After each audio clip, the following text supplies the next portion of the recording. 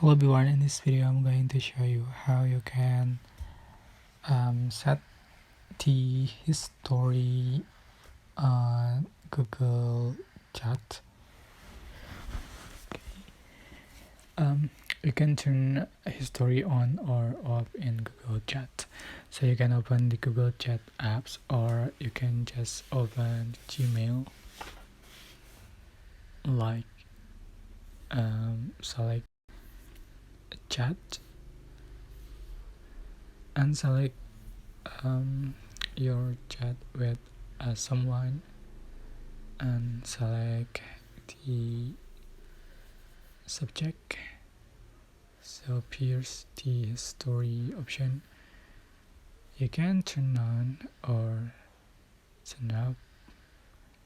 So if you turn on the history, the messages sent now are zapped, and if you set off for history, it is the latest new message in 24 hours.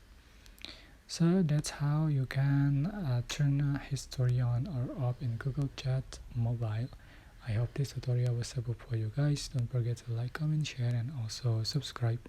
Thank you so much for watching.